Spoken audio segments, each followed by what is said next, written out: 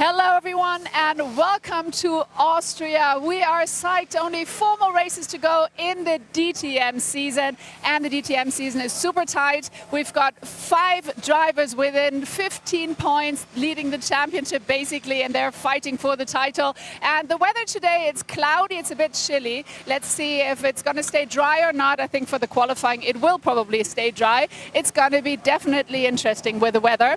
And we've got 2 local heroes. We've got Thomas Preining and Lukas Auer, also 15 points difference. And this man here, Lukas Auer, is leading the championship. And obviously being here in Spielberg, it's his home race. He's going to give it his all because we know every single point is so super valuable, especially at this point of the championship. Because as I mentioned before, only 4 more races to go. So we're psyched to be here. It's the fastest track in the calendar. So let's see what the qualifying brings. Here's your commentator. Thanks very much indeed, Verena. Good morning, everybody. Welcome then to the penultimate weekend of DTM 2025 here at the Red Bull Ring, and with the championship extremely tight, as Verena said.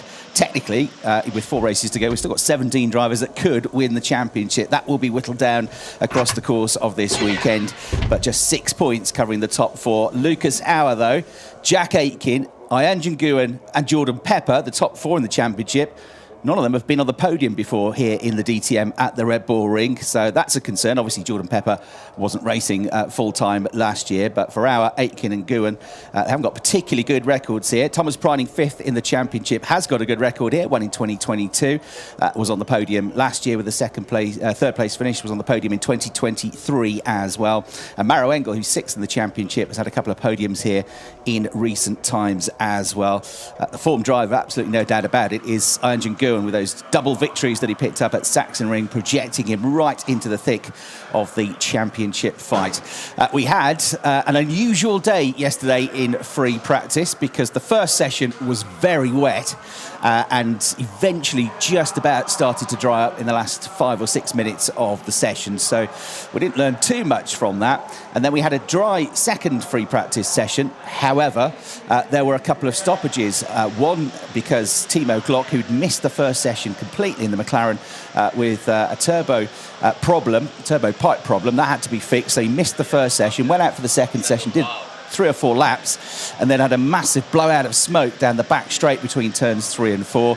Parked up, thumbed a lift from René Rast, who couldn't give him one, of course, and that brought about a stoppage to the session. And then later on in the session, about halfway through or so, we had a stoppage on the start-finish line for the championship leader, Lukas Auer. He had a problem with the car. The team have been fairly tight-lipped about what that problem was, but from the onboard that we had of the car, we had a big clunk as he came out of the final corner onto the straight. He pulled straight over and parked up against the pit wall. So that was a full course yellow. They actually had to extend the second free practice session by about 5 minutes. So we come into this qualifying session with no real idea about what to expect. We had rain last night. We had rain overnight. The track was damp this morning but has now dried up online. It's still slipping offline.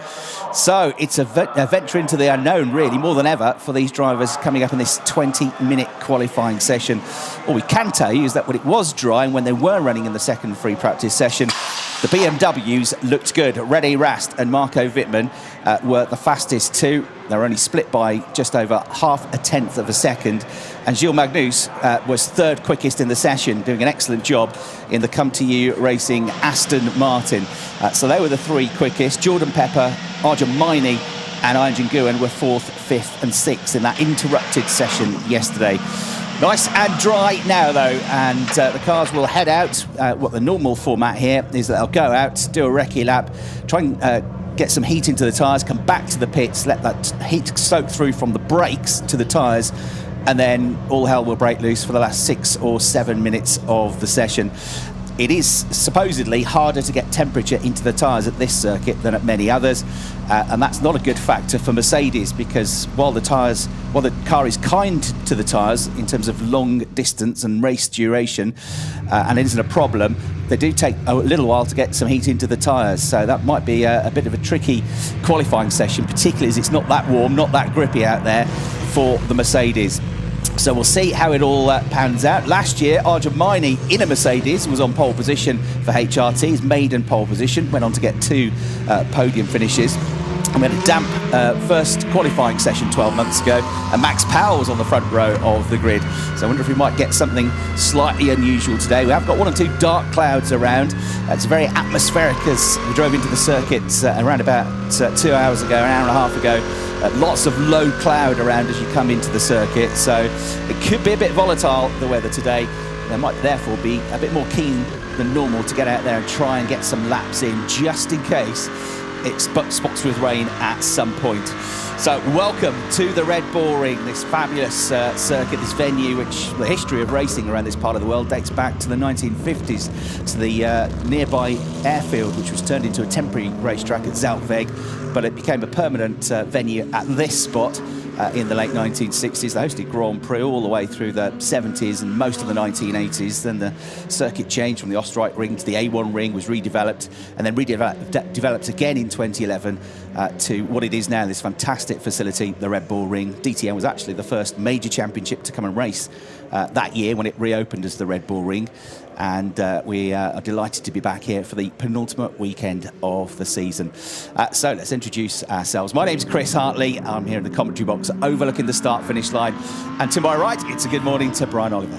Good morning, Chris. Good morning, everybody. Oh, we're looking forward to this one, aren't we? I can't believe the season is getting towards the business end, and still we haven't got a clue who the champion is going to be this year. But one thing we learned yesterday is that we hadn't got a clue what was going on. The changing weather conditions made it impossible to get a true idea of who is really on top of the game. Arjun, though, he has every reason to be looking very... There's a legend if ever we saw one. Arjun has every reason to be smiling because he looked very quick. He does like it round here, not even in the car at the moment, which is interesting. The Mustangs have proven in their debut year in the DTM to be very quick at getting the tyres into the windows. We have Morris Schuring on Team Radio. So maybe for you as a reference, the whole field besides Glock and Beau Fords are out on a cooking lap, so practically almost everyone is on a cooking lap. Box. The heat soak sequence. So yes, as I mentioned, both Mustangs in the pits because they are very good at getting their tyres into the window. As we see Timo Glock, who is desperate to put the bad luck of yesterday behind him, had pretty well 0 running as a result of those 2 issues. But we were saying this morning, we think this is going to be a really interesting qualifying session. It might be a quiet first half, but with all that rain last night washing the track clean, get the feeling the track is going to get quicker and quicker, and it may well be last person across the line who actually gets it on the front row. Absolutely, yes. Fabio Scherer getting ready to get into the car. He's starting to challenge Nicky Tim for the best hairstyle of the DTM field these days, isn't he? I can talk. Yeah. I've got none. But it absolutely reflects the fact that those Mustangs don't need to worry about this heat-soaked cycle. They could be dark horses for this qualifying session. It could be a good result for them. The Aston Martins both looked good in the dry yesterday as well. Nicola Bart was in the top 10, and as I say, Gilles Magnus was third. That team, Come To You Racing, doing an excellent job. And one thing to mention, the Red Bull Ring, the altitude is pretty high here. Now, some of the cars out there are turbo-powered and some are normally aspirated. And the thinner air tends to favour the turbo-powered cars. Turbo-powered cars being the McLaren, which has got a bi-turbo, the Aston Martin, the BMW and the Ferrari. It's also a circuit, Brian, where you get an enormous top speed. There's some really long straights and quick sections here. So if you've got a car with a high top speed, you tend to go well. The BMW has got that, hasn't it? It's turbo-powered and it's got a very good high top speed. So they have got a very good record here. René Rast has had, in the GT3 era, 2 wins in recent years around this circuit. And in total, across his career, he's had 5 DTM wins at the Red Bull Ring. Yeah, historically, BMW love this circuit, as you say, because of the altitude and the high speed. We come out of turn 1 and head towards turn 3. There is a turn 2 in there somewhere, but you wouldn't know it. They take it absolutely flat out, and then the steep climb up to turn 3. It means that the slipstream is also very powerful here as well, heading up towards turn 3 and also out of turn 10 in towards turn 1 as they come past the pits. So drivers able to pick up a slipstream as well. But one issue that always raises its very, and I say ugly head here at the Red Bull Ring, is always track limits. Keep an eye on those 3 bollards that you just saw on the right-hand side of your picture. They don't normally last more than a couple of minutes once we start getting up to speed and racing in anger.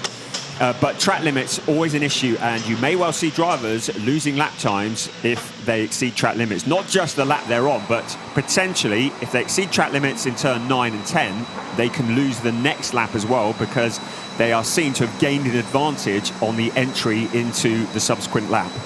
Images of our top 2 in the championship in the garage. You saw a few seconds ago Lucas Sauer, the car hopefully fixed after its issue in free practice 2, and Jack Aitken, second in the championship, getting ready to go after unfortunate incident in race 2 at the Saxon Ring, which cost him the chance to be the championship leader. They're coming together with Thomas Preining. When Jack was leading halfway through the race, Thomas was second, and they were well clear of Ian Nguyen, who was third. But like he did in race 1, both went from third to first and won the race. It was Jordan Pepper and Thomas Preining coming together in race 1. But they're all still involved in this championship. A big crowd already here. Brian and I had to queue to get in early doors, and normally the time we arrive, there's not any queues coming in, but it was already getting busy, which is great to see. So an enthusiastic crowd. It's a wide open championship, and the points that are scored in this could affect the championship positions as well. You get 3 points for pole, 2 points for second, and a point for third. So far this year, Jack Aitken and Jordan Pepper have scored the most points from qualifying alone. They've both scored 13 points, which is the equivalent of a 4th place finish. They will really make a difference at the end of the season when you consider there's only 6 points between the top 4 in the championship. So there's Lucas Sauer, a champion last year in the GT World Challenge Europe Sprint Championship alongside Maro Engel. There is a shot of a nice tree, but the more concerning thing is the background is pretty dark, isn't it? It's sunny at the moment, but there's definitely dark clouds in and around us here in this mountainous region. There's Bert Schneider, the 5-time champion, now involved in the running of Landgraf, who run Tom Callender and Lucas Sauer in the championship. And Mercedes looking to defend the Manufacturers' Championship, which they won last year as well. So Mercedes have led this year's Manufacturers' standings all the way through, but it's a pretty tight battle with Porsche this year in particular. There's only 16 points between them at the top of the Manufacturer standings. And Manthey, who finished 4th in the Team Championship last year, it might be 5th actually, having a much better run this year, and they are leading the Teams Championship from Winwood.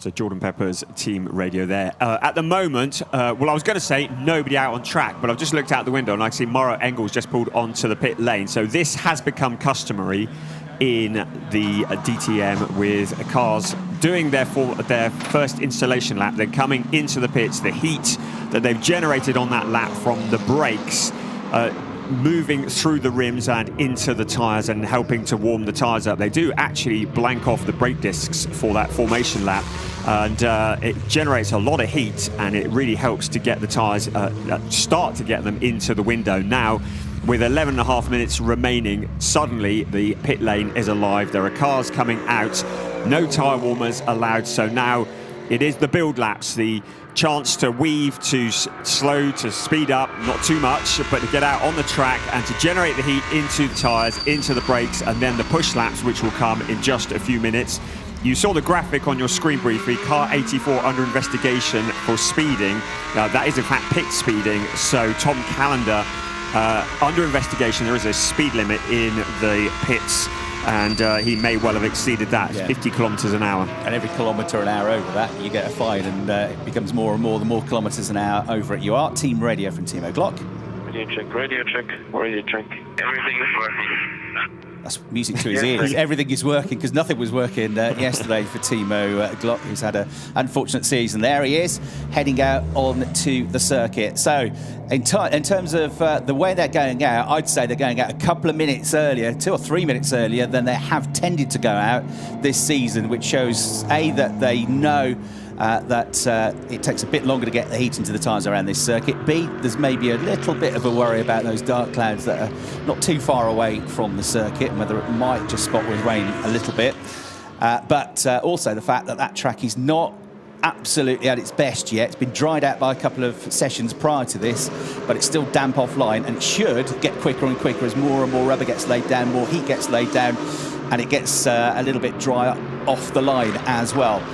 To give you an idea of what sorts of times we can expect, qualifying 1 last year was damp, was wet, but qualifying 2 was dry. Mirko Bortolotti was on pole here 12 months ago on the Sunday and set a time of 1 minute 27.9 seconds.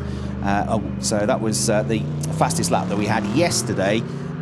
We had 1:28.6 as René Rast's quickest time in free practice too, and he would have had, they all had one set of new slicks available across the free practice sessions. We know that with 1 or 2 exceptions of a couple of drivers that ran a slick right at the end of the first free practice session. Everybody had been on wets for free practice 1, so they all had that one set of new slicks available for the dry session too. So let's see if we get somewhere near that, but I think somewhere in the low to mid 128s, given the conditions, probably the sorts of times we're looking at. And when we look at the lap, it's a 4.2 kilometre long lap. We divide it into 3 as normal, 3 sectors, so we can track the lap. The first sector, it's worth noting, is the shortest sector in terms of time. So it only takes in the first corner, the run up the hill, the flat out kink at turn 2, and then it ends. So yesterday we're going through it in around about 23, 24 seconds. I think Pepper and the Lambos are looking for a slipstream behind us, so they will not get past us. So you can make your gap 2 hours as far as you need. Yeah, right behind René Rast. Look who it is. So there's René in the blue BMW. There is Jordan Pepper, 2 of the championship contenders. Now, what we also need to talk about is the fairly significant BOP change between the Saxon Ring 2 weeks ago and this event, Brian, for the Lamborghinis, because they've had a fairly significant adjustment to the front ride height, haven't they? They have. So the front ride height for the Lamborghini has been for a while 70 mil, and with the car nice and low to the ground, as you explained yesterday in free practice, it generates a downforce, allows the car to stick to the ground better, all the weight down low.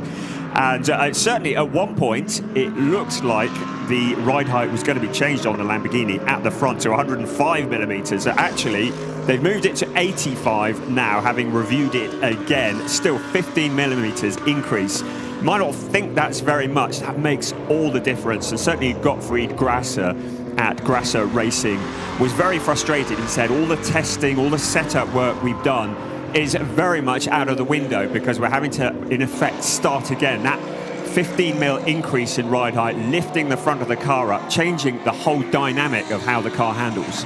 And the Lamborghini has also got less airflow to the engine. The breathability of the engine, the amount of air that comes through, can be controlled on the normally aspirated cars. The balanced performance to try and equalise these cars, which have different characteristics, different size engines, different types of engines, different amounts of horsepower, and they put an air restrictor on to try and equalise things, and it is 2 millimeters smaller than it was last year for the Lamborghinis, and they reckon if any 1 millimeter reduction in the air restrictor is about 0.2 of a second per lap. So 2 millimeters is about 0.4 of a second per lap. The ride height might be tricky for the Lamborghinis as well, as Brian has explained, because even 15 mil, well, last year 5 mil went on to the ride height of the Porsches, and Manthey really struggled for the first part of the season, and this is quite a bit higher for the Lamborghinis. The one good thing is that the BOP weight on the car, the balanced performance extra weight that they put on some of the cars, or all the cars, to equalise things, is 10 kilograms lighter for the Lamborghinis, which should give them back about 1/10 of a second. But all in all, it might be a struggle for them. We should wait and see how it gets on. But Jordan Pepper, the one Lamborghini that's up there fighting for the championship title. Yeah, I mean, the Lamborghinis didn't look too bad yesterday. We were kind of worrying doom and gloom and all the rest of it, but actually Jordan Pepper in 4th place, not that far off the fastest time. So they were looking good, weren't they? And will be really interesting to see how they go. I say yesterday, not necessarily representative. Now look at this. This is going to be the problem. We spent the first 3/4 of this session looking at an empty track. Now we're looking at a very busy track, and with it being 4.3 kilometers around, now the issue is getting some space. Now you might be able to pick up a slipstream as René Rast goes quickest to the top at 1:28.6, the first really benchmark time. But the slipstream is going to be powerful, but finding space as well, so getting that margin to the car in front and the car behind just right is quite a trick on a track of this size. Absolutely right. Now that is almost exactly the same lap time that Rene set yesterday when he was quickest in free practice 2. It's a few hundredths quicker. So we're already as quick as free practice 2 yesterday. It's going to get quicker and quicker and quicker. Less than 5 minutes to go. Problems. And is it? There was a jump in the picture there. Let's see Lucas Sauer. Yeah. I thought he was stutter in the picture. Don't panic. He's done a personal best first sector, Lucas Sauer. So he's pushing on. Absolute best first sector though. 22.113 seconds for Rene Rast. So he's going quicker than he went before. It's about 39 seconds through the middle sector. So sector 1 is short, as I said, but sector 2 is the one you've absolutely got to nail because it accounts for nearly half of the lap time. Takes in turns 3, 4, 5. And 6, that whole middle sector. Rast is quick there as well. 38.823 seconds for Rene. Here he is. He's got clearish track in front of him. I don't think he'll catch the cars ahead. So he might time this perfectly. And now makes his way through this final sector. You can still see it's damp offline. Makes his way through turn 9. Close to the bollards then, trying to not get held up by the cars in front. He might even benefit from a tow right at the end of the run to the start-finish line. Rast is surely going to improve upon his own provisional pole position time as he comes through, goes over the line, 127.790. Great lap, will it be enough? That is epic, that is. We've got 5 cars that have had lap times cancelled because of track limits. So that is Jack Aitken, Nicky Thiem, Mauro Engel, Timo Glock and Thierry Vermeulen, all with lap times cancelled as a result of exceeding track limits, all with the exception of Vermeulen have been turn 1. Vermeulen was turn 9. So the stewards, we mentioned track limits are stepping in as well. 3 minutes and 20 seconds remaining. Suddenly, time is running out for everybody. Ben Green, who's on good form at the moment, having picked up 2 podiums in the last 3 weekends.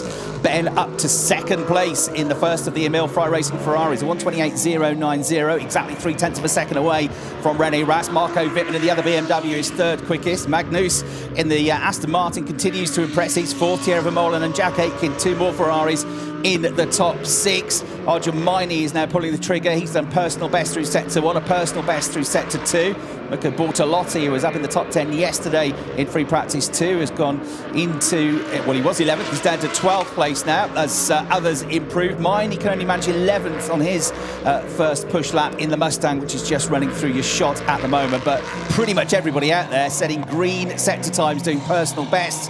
Ben Green did a 22.2 through the first sector, about a 10th down and a 10th and a half down on the best time through the middle sector. But Gilles Magnus in the Aston has just done the absolute best middle sector. So 007, one to watch in the Aston Martin as he makes his way through the last couple of corners to try and get himself even higher up the grid. He's currently 4th quickest. Can he do it? Makes his way...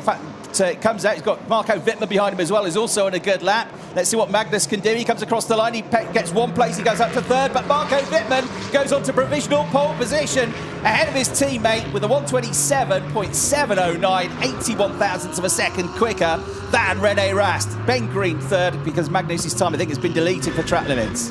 Wow, Marco Wittmann absolutely nailed that sector 3 in the closing stage of that lap, going purple there, but he's improving again. So purple again, best of anybody in sector 1, 22.094. So a lot of pace for Marco Wittmann. Other people setting personal best, but no other purples popping up at the moment. We've got a few more cancellations of lap times as well. And car 8 also, a black and white flag for driving unnecessarily slow in the final sector, trying to find some space, I expect. But Rene Rast now trying to respond, but he hasn't really set anything alight in sectors 1 and 2. Don't think this is going to be an improvement. He's 2nd at the moment. He comes across the line and he's going to stop the clock and he's going to be in a position 2. But Magnus purple in sector 2. Marco Wittmann going quicker as well. Yeah, Jack Aitken had set the purple 2nd sector until Magnus went through. So Jack's on a good lap here as well. Currently 5th. Can he get himself up onto the 2nd row of the grid? Maybe the 1st row of the grid. Marco Wittmann did an absolute best first sector, but was about a 10th down on his own time through sector 2.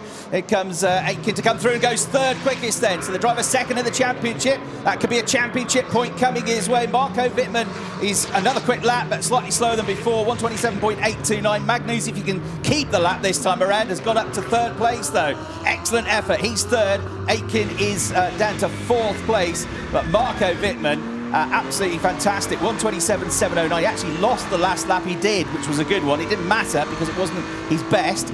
And Magnus is on it again, on a charge. Absolute best through the first sector. Question is, Brian, will the tyres hold up for another third quickest lap as René Rast finds the limits and goes over it a bit, kicks up the gravel. The checkered flag is now out. Marco Wittmann is almost there. 7 turbocharged cars in the top 7 places. Gilles Magnus continues to improve, quickest of anybody in Sector 1, so he's not done yet. René Rast still pushing on, but he now peels off into the pits. His session is done. P2 is as good as it can possibly get for him, but Gilles Magnus into Sector 2 at the moment, so we've got one eye on the Aston Martin. Jack Aitken improving. Magnus hasn't improved on his best time or anybody else's in the middle sector, but he could still move up. At the moment, Gilles Magnus in that third place. What a strong position that would be for him. Here comes Jack Aitken trying to improve himself. He's on P5 at the moment. Not the tidiest of exit out of turn 9 into turn 10. Out very wide, cross the line. He goes to 4th. So Jack Aitken, second row at the moment. Magnus has gone second, but he went ultra wide through the last corner. All 4 wheels went out, so will he keep the lap time? But as it stands, Gilles is on the front row of the grid. No, it's just been taken back away from him. Suspected as much because he went super wide out of the last corner. So it's Marco Wittmann on pole position for the first time, wait for it, since Red Bull Ring 2021. Incredible, he's done it again. 4 years in between, he's on pole position. It's a BMW 1-2. We haven't even mentioned the championship leader. He was 20th until the last few seconds of the session, but Lucas Auer at least found a bit of progress. He's only, though, going to start the race 13th on the grid. Jack Aitken, second in the championship, will start 4th on the grid. So neither of them are going to score any championship points. 3 points will come the way of Marco Wittmann. 2 points will come for second for René Rast, and Gilles Magnus with his best qualifying, and Aston Martin and Come To You's best qualifying so far in their first season together. An excellent third place. Then Ferraris, 4th, 5th and 6th, Aitken, Vermeulen and Green. Ben Durr sort of snuck under the radar again in that session, but 7th place for Ben, who of course finished on the podium at Sachsenring, but had the result taken away from him because the team had put the car on the wrong tyres to go to the grid, not for the race, but to get to the grid, and then swap tyres on the grid. So Ben Durr, another impressive effort, 7th, Ricardo Feller, Maro Engel and Luca Engstler in the top 10 as well. Super slow-mos of your top 3. Gilles Magnus, who put in 3 good laps, didn't he? Had one of them, well, 2 of them, in fact, taken away from him. René Rast in second place, just missing out on a 27th career pole position. But for Marco Wittmann, he is finally back on pole position for the first time in 4 years. And that is an excellent effort for him. It's pole position number 17 for the 2-time champion, but he only did it by a fraction, 98 thousandths of a second, covering the top 3 in that session. And once again, Brian, the majority of the field, 20 of them, within a second of each other. Yeah, phenomenal, isn't it? And the top 7 all turbocharged cars. The quickest naturally aspirated car, Ricardo Feller in the aging Audi in 8th place. So good job by him. Yeah, not a great session for another championship contender, Maro Engel, 9th place with work to do. You can overtake here, though. Jules Gounon was back in 12th. He could do with catching up. As I say, Lucas Auer only 13th for the championship leader, who, as I say, has never been on the podium in the DTM at this circuit, his home circuit, the Austrian. Fabio Scherer with a good effort. That's his best of the season, Fabio, 14th place. Jordan Pepper, we didn't really see after the very start of the session, did we? He's only 15th. And Thomas Preining only 16th. So a lot of the championship frontrunners struggling. Let's get some reaction from Verena.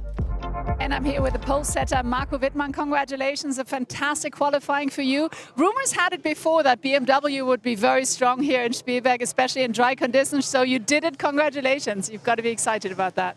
Yeah, definitely. I mean, it's been quite a while to be on pole in DTM. Usually the quali is not our strengths, and yeah, finally we did it. So it's great to be on P1. Obviously we knew that the track should suit us, but still with the mixed conditions yesterday, the rain and FP1, we didn't really know what to expect, or we were not sure where we are really in terms of pace. So definitely happy with that. So we take that, and now hoping hoping for a good race. Absolutely. First pole this season, so hopefully you can turn into victory. Best of luck. Thank you so much. Thank you. Thank you, Mark. And back to you.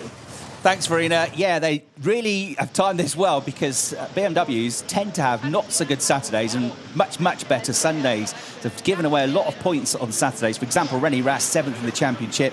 His Saturday results this year: retired 3rd, retired 10th, 14th, 14th. His 2 wins have come on a Sunday. Updated championship points. None of the front runners scoring points for being in the top 3, so it remains 6 points between the top 4 in the championship.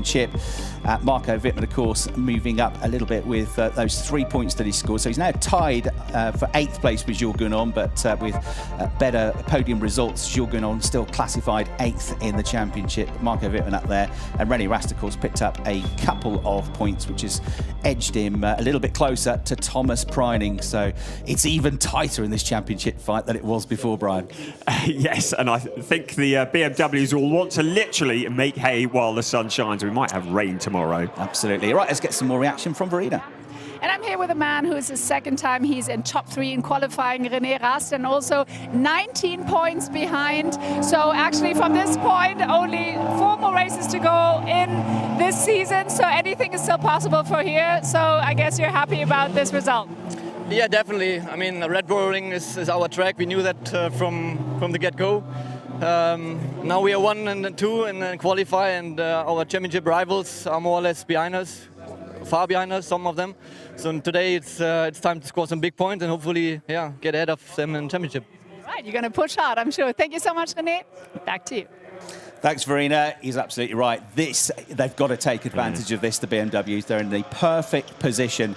And as René said, a lot of the big rivals in front of him are, well, they're all behind him, but some of them, including Lucas, are a long way behind. So a very frustrating session for Lucas. But he'll get up there. Even on the bad days, he tends to still score good points and do okay. Lucas is the only driver in the entire field that's been in the points in every single race this season, and that is what's helped to keep him in front. Sometimes he's lost the lead on a Saturday night to the Ferrari of Jack Aitken, but he always comes out of the weekend on top. We'll see if that's the case when we get to tomorrow. Race 1 coming up this afternoon from Brian and me in the commentary box. That's it. And back down to Verena.